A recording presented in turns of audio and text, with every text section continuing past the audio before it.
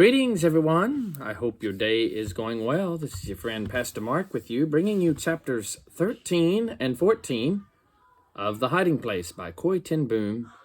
We certainly appreciate the Bible Broadcasting Network for allowing us permission to have this, or giving us permission, I should say, to share this with you today. And now let's get started, if we may, with chapter 13 from Christian Classics. Pause, F-bar button, Alt, P, Control plus P. 26.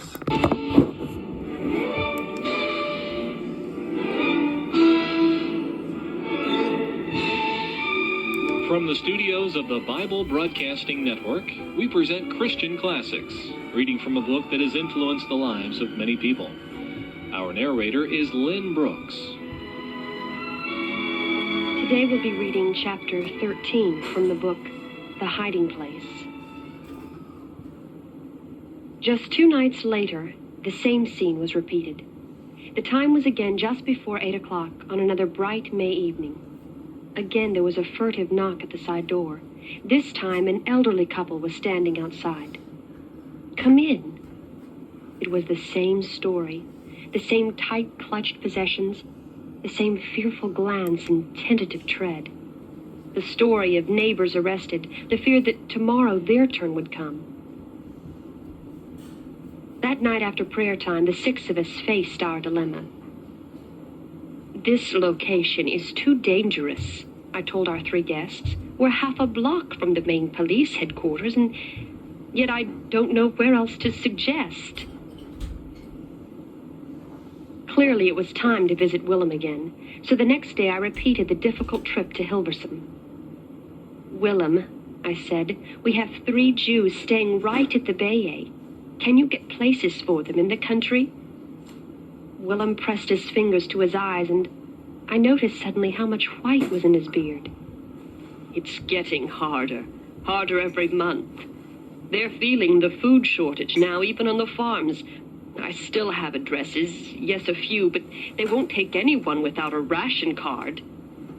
"Without a ration card?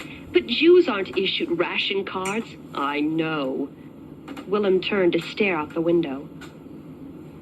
For the first time, I wondered how he and Tyne were feeding the elderly men and women in their care. "I know," he repeated, "and ration cards can't be counterfeited. They're changed too often, and they're too easy to spot. Identity cards are different. I know several printers who do them. Of course, you need a photographer." Photographer? Printers? What was Willem talking about? "Willem, if people need ration cards and there aren't any counterfeit ones, what do they do?" Willem turned slowly from the window. He seemed to have forgotten me and my particular problem. "Ration cards?" He gestured vaguely. "You steal them?" I stared at this Dutch Reformed clergyman. "Then, Willem, could you steal? Could you get 3 stolen cards?" "No, Corrie, I'm watched. Don't you understand that? Every move I make is watched." He put an arm around my shoulder and went on more kindly. "Even if I can continue working for a while, it will be far better for you to develop your own sources. The less connection with me, the less connection with anyone else, the better." Joggling home on the crowded train, I turned Willem's words over and over in my mind. Your own sources. That sounded so professional. How was I going to find a source of stolen ration cards? Who in the world did I know? And at that moment, a name appeared in my mind. Fred Koornstra. Fred was the man who used to read the electric meter at the Bay. The Koornstras had a retarded daughter, now a grown woman, who attended the church I had been conducting for the feeble-minded for some 20 years. And now Fred had a new job working for the food office. Wasn't it in the department where ration books were issued? That evening after supper, I bumped over the brick streets to the Koornstra house. The tires on my faithful old bicycle had finally given out, and I had joined the hundreds clattering about town on metal wheel rims. Each bump reminded me, jarringly, of my 50 years. Fred, a bald man with a military bearing, came to the door and stared at me blankly when I said I wanted to talk to him about the Sunday service. He invited me in, closed the door, and said, "Now, Corey, what is it you really came to see me about?" "Lord," I prayed silently, "if it is not safe to confide in Fred, stop this conversation now before it is too late. I must tell you, first, that we've had some unexpected company at the Bay. First it was a single woman, then a couple. When I got back this afternoon, another couple." I paused for just an instant. "They are Jews." Fred's expression did not change. "We can provide safe places for these people, but they must provide something too. Ration cards." Fred's eyes smiled. "So, now I know why you came here. Fred, is there any way you can give out extra cards? More than you report?" "None at all, Corey. Those cards have to be accounted for a dozen ways. They're checked and double-checked." The hope that had begun to mount in me tumbled. But Fred was frowning. Unless there should be a holdup. The food office in Utrecht was robbed last month, but the men were caught. He was silent a while. "If it happened at noon," he said slowly, "when just the record clerk and I are there, and if they found us tied and gagged..." He snapped his fingers. "And I know just the man who might do it. Do you remember that?" "Don't," I said, remembering Willem's warning. "Don't tell me who and don't tell me how. Just get the cards if you possibly can." Fred stared at me a moment. "How many do you need?" I opened my mouth to say 5, but the number that unexpectedly and astonishingly came out instead was 100. When Fred opened the door to me just a week later, I gasped at the sight of him. Both eyes were a greenish purple, his lower lip cut and swollen. "My friend took very naturally to the part," was all he would say. But he had the cards. On the table in a brown manila envelope were 100 passports to safety. Fred had already torn the continuing coupon from each one. This final coupon was presented at the food office the last day of each month in exchange for the next month's card.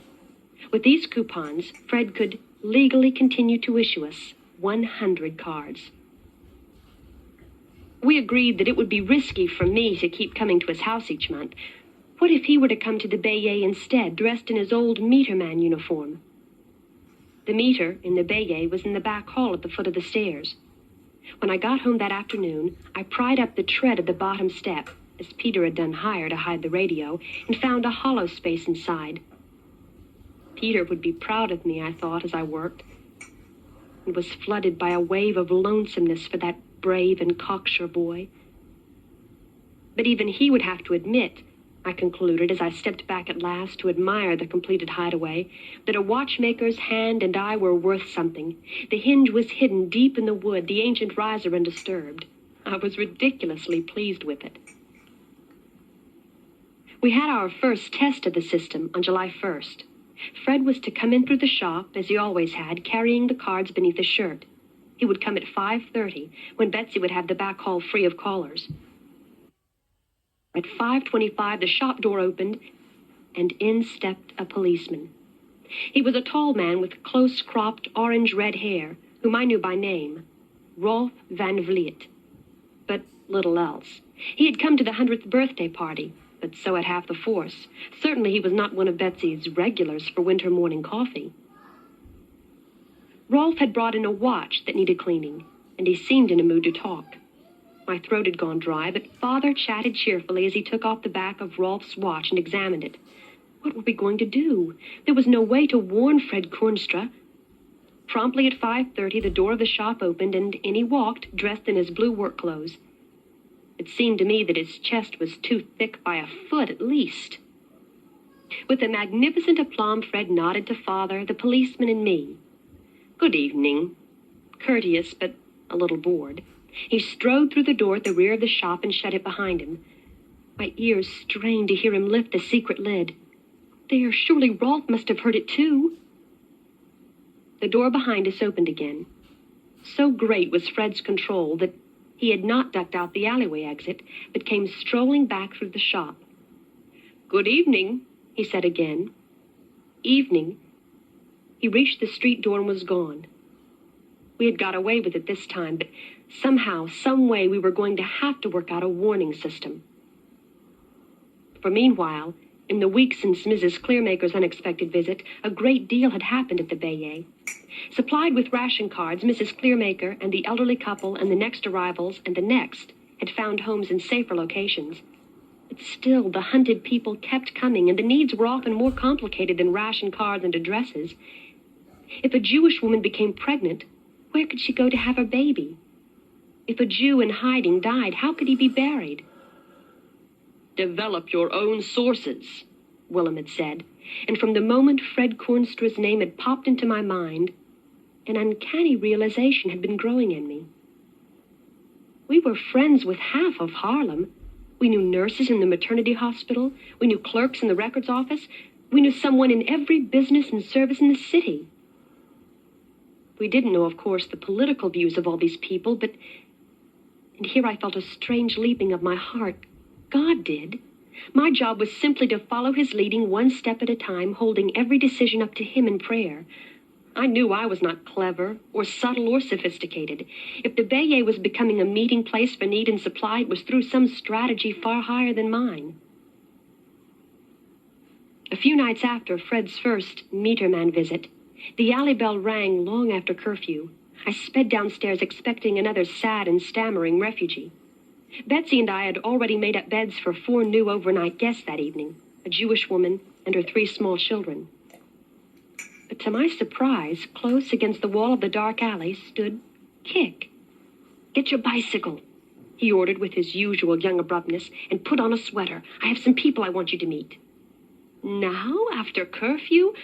But I knew it was useless to ask questions. Kik's bicycle was tireless, too, the wheel rims swathed in cloth. He wrapped mine also to keep down the clatter, and soon we were pedaling through the blacked-out streets of Harlem at a speed that would have scared me even in daylight. "Put a hand on my shoulder," Kik whispered. "I know the way." We crossed dark side streets, crested bridges, wheeled round invisible corners. At last, we crossed a broad canal, and I knew we had reached the fashionable suburb of Erdenhout. We turned into a driveway beneath shadowy trees. To my astonishment, Kik picked up my bicycle and carried both his and mine up the front steps. A serving girl with starched white apron and ruffled cap opened the door. The entrance hall was jammed with bicycles. Then I saw him. One eye smiling at me, the other at the door, his vast stomach hastening ahead of him. Pickwick! He led Kik and me into the drawing room where, sipping coffee and chatting in small groups, was the most distinguished-looking group of men and women I had ever seen. But all my attention, that first moment, was on the inexpressibly fragrant aroma in that room. Surely, was it possible they were drinking real coffee? Pickwick drew me a cup from the silver urn on the sideboard. It was coffee. After 2 years, rich, black, pungent Dutch coffee. He poured himself a cup, too, dropping in his usual 5 lumps of sugar, as though rationing had never been invented. Another starched and ruffled maid was passing a tray heaped high with cakes. Gobbling and gulping, I trailed about the room after Pickwick, shaking the hands of the people he singled out. They were strange introductions, for no names were mentioned, only occasionally an address, and "Ask for Mrs. Smith." When I had met my 4th Smith, Kik explained with a grin, "It's the only last name in the underground." So this was really and truly the underground. But where were these people from? I had never laid eyes on any of them. A second later, I realized with a shiver down my spine that I was meeting the National Group. Today on Christian Classics, we have been reading from The Hiding Place by Corrie ten Boom with John and Elizabeth Sherrill, published by the Fleming H. Revell Company. You've been listening to Christian Classics, narrated by Lynn Brooks. This has been a production of the Bible Broadcasting Network.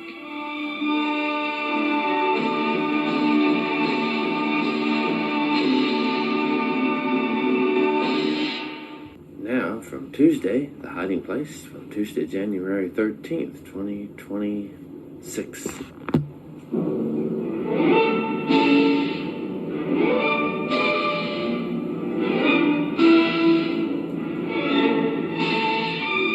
From the studios of the Bible Broadcasting Network, we present Christian Classics, reading from a book that has influenced the lives of many people. Our narrator is Lynn Brooks. Today we'll be reading chapter 14 from The Hiding Place. The chief work of the National Underground was liaison with England and the Free Dutch forces fighting elsewhere on the continent. They also maintained the underground route through which downed Allied plane crews reached the North Sea coast. But they were instantly sympathetic with my efforts to help Harlem's Jews. I blushed to my hair roots to hear Pickwick describe me as the head of an operation here in this city. A hollow space under the stairs and some haphazard friendships were not an operation. The others here were obviously competent, disciplined, and professional. But they greeted me with grave courtesy, murmuring what they had to offer as we shook hands. False identity papers, the use of a car with official government plates, signature forgery. In a far corner of the room, Pickwick introduced me to a frail-appearing little man with a wispy goatee. "Our host informs me," the little man began formally, "that your headquarters building lacks a secret room. This is a danger for all, those you are helping, as well as yourselves and those who work with you. With your permission, I will pay you a visit in the coming week." Years later, I learned that he was one of the most famous architects in Europe. I knew him only as Mr. Smith. Just before Kick and I started our dash back to the Bayeux, Pickwick slipped an arm through mine. "My dear, I have good news. I understand that Peter is about to be released." So he was. 3 days later, thinner, paler, and not a whit daunted by his 2 months in a concrete cell, Nolly, Tyne, and Betsy used up a month's sugar ration baking cakes for his welcome home party. And one morning, soon afterward, the first customer in the shop was a small, thin-bearded man named Smith. Father took his jeweler's glass from his eye. If there was one thing he loved better than making a new acquaintance, it was discovering a link with an old one. "Smith," he said eagerly, "I know several Smiths in Amsterdam. Are you by any chance related to the family?" "Father, this is the man I told you about. He's come to inspect the house." "A building inspector? Then you must be the Smith with offices in the Grote Hout Street. I wondered that I haven't..." "Father, he's not a building inspector, and his name is not Smith." "Not Smith?" Together, Mr. Smith and I attempted to explain, but Father simply could not understand a person's being called by a name not his own. As I led Mr. Smith into the back hall, we heard him musing to himself, "I once knew a Smith on Koning Street." Mr. Smith examined and approved the hiding place for ration cards beneath the bottom step.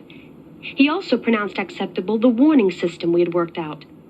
This was a triangle-shaped wooden sign advertising Alpina watches, which I had placed in the dining room window.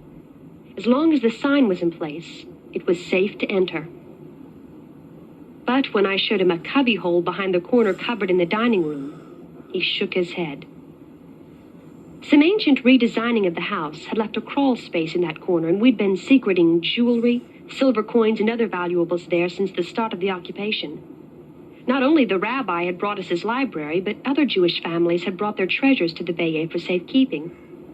The space was large enough that we had believed a person could crawl in there if necessary, but Mr. Smith dismissed it without a second glance.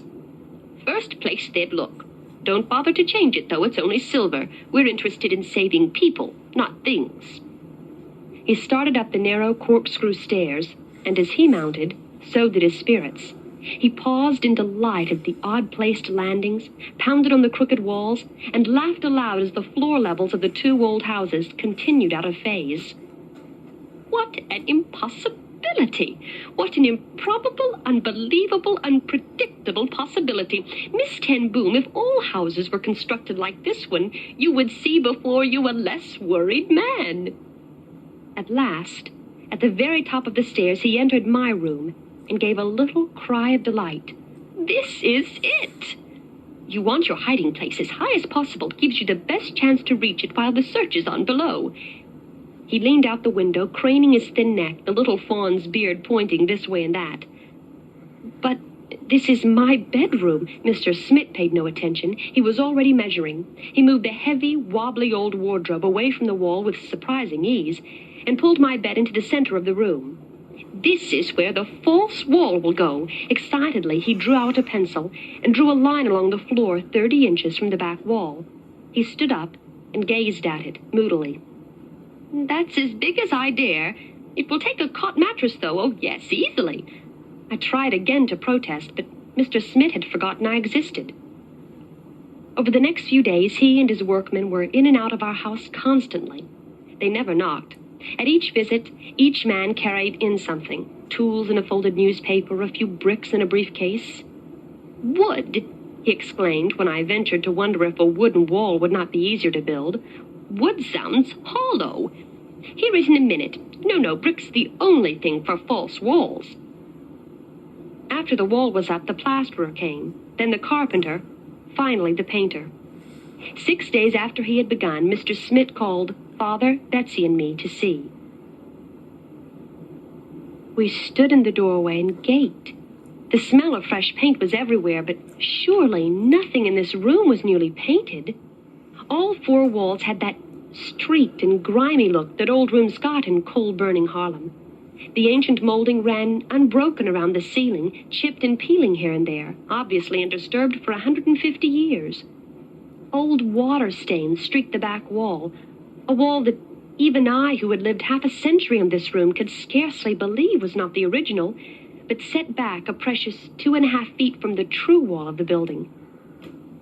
Built-in bookshelves ran along this false wall, old, sagging shelves whose blistered wood bore the same water stains as the wall behind them. Down in the far left-hand corner, beneath the bottom shelf, a sliding panel, 2 feet high and 2 wide, opened into the secret room. Mr. Smith stooped and silently pulled this panel up. On hands and knees, Betsy and I crawled into the narrow room behind it. Once inside, we could stand up, sit, or even stretch out one at a time on the single mattress. A concealed vent, cunningly let into the real wall, allowed air to enter from outside. "Keep a water jug there," said Mr. Smith, crawling in behind us. "Change the water once a week. Hardtack and vitamins keep indefinitely. Anytime there is anyone in the house whose presence is unofficial, all possessions, except the clothes actually on his back, must be stored in here." Dropping to our knees again, we crawled, single file, out into my bedroom. "Move back into this room, everything exactly as before." With his fist, he struck the wall above the bookshelves.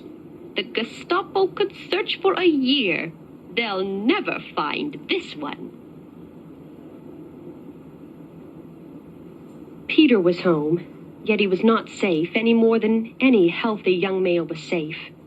In Germany, the munitions factories were desperate for workers. Without warning, soldiers would suddenly surround a block of buildings and sweep through them, herding every male between 16 and 30 into trucks for transport.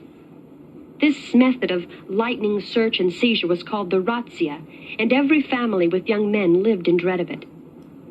Flip and Nolly had rearranged their kitchen to give them an emergency hiding place as soon as the razzia started. There was a small potato cellar beneath the kitchen floor. They enlarged the trap door letting into it, put a large rug on top of it, and moved the kitchen table to stand on this spot. Since Mr. Smith's work at the Bayet, I realized that this hole under the kitchen floor was a totally inadequate hiding place. Too low in the house for one thing, and probably, as Mr. Smith would say, the first place they'd look. However, it was not a sustained search by trained people it was intended for, but a swoop by soldiers, a place to get out of sight for half an hour. And for that, I thought it was probably sufficient. It was Flip's birthday when the razzia came to that quiet residential street of identical attached homes. Father, Betsy, and I had come early with a quarter-pound of real English tea from Pickwick. Nolly, Annalise, and the two older girls were not yet back when we arrived. A shipment of men's shoes had been announced by one of the department stores, and Nolly had determined to get Flip a pair. If I have to stand in line all day... We were chatting in the kitchen with Cocky and Katrin when, all at once, Peter and his older brother Bob raced into the room, their faces white. Soldiers! Quick, they're 2 doors down and coming this way. They jerked the table back, snatched away the rug, and tugged open the trap door. Bob lowered himself first, lying down flat, and Peter tumbled in on top of him. We dropped the door shut, yanked the rug over it, and pulled the table back in place. With trembling hands, Betsy, Cocky, and I threw a long tablecloth over it and started laying 5 places for tea. There was a crash in the hall as the front door burst open, and a smaller crash close by as Cocky dropped a teacup. 2 uniformed Germans ran into the kitchen, rifles leveled. "Stay where you are. Do not move." We heard boots storming up the stairs. The soldiers glanced around disgustedly at this room filled with women and one old man. If they had looked closer at Katrin, she would surely have given herself away. Her face was a mask of terror. But they had other things on their minds. "Where are your men?" the shorter soldier asked Cocky in clumsy, thick-accented Dutch. "These are my aunts, and this is my grandfather. My father is at his school, and my mother is shopping." "I didn't ask about the whole tribe," the man exploded in German. Then in Dutch, "Where are your brothers?" Cocky stared at him a second, then dropped her eyes. My heart stood still. I knew how Nolly had trained her children, but surely now of all times a lie was permissible. "Do you have brothers?" the officer asked again. "Yes, we have 3. How old are they?" 21, 19, and 18. Upstairs, we heard the sounds of doors opening and shutting, the scrape of furniture dragged from walls. "Where are they now?" the soldier persisted. Cocky leaned down and began gathering up the broken bits of cup. The man jerked her upright. "Where are your brothers?" "The oldest one is at the theological college. He doesn't get home most nights because..." "What about the other 2? Cocky did not miss a breath. "Why, they're under the table." Motioning us all away from it with his gun, the soldier seized a corner of the cloth. At a nod from him, the taller man crouched with his rifle cocked. Then he flung back the cloth. At last, the pent-up tension exploded. Cocky burst into spasms of high, hysterical laughter. The soldiers whirled around. Was this girl laughing at them? "Don't take us for fools," the short one snarled. Furiously, he strode from the room, and minutes later the entire squad trooped out. Not, unfortunately, before the silent soldier had spied and pocketed our precious packet of tea. It was a strange dinner party that evening, veering as it did from heartfelt thanksgiving to the nearest thing to a bitter argument our close-knit family had ever had. Nolly stuck by Cocky, insisting she would have answered the same way. God honors truth-telling with perfect protection. I had never had Nolly's bravery, no, nor her faith either, but I could spot illogic. And it isn't logical to say the truth and do a lie. What about Annalise's false papers and that maid's uniform on Katrin? "Set a watch, O Lord, before my mouth," Nolly quoted. "Keep the door of my lips, Psalm 141, she finished triumphantly. "All right, what about the radio? I had to lie with my lips to keep that." "And yet whatever came from your lips, Corey, I am sure it was spoken in love." Father's kindly voice reproached my flushed face. Love. How did one show it? How could God himself show truth and love at the same time in a world like this? By dying. The answer stood out for me sharper and chiller than it ever had before that night. The shape of a cross, etched on the history of the world.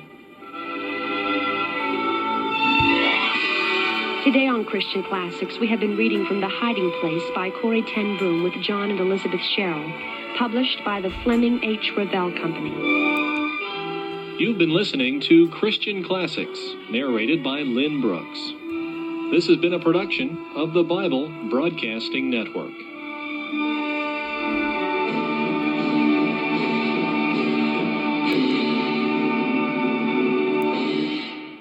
Play at bar button. And so we conclude chapters 13 and 14 of The Hiding Place. We appreciate the Bible Broadcasting Network for sharing this with us, and they can be found online at bbnradio.org. Their phone number is 1-800-888-7077. Thank you for listening. God bless.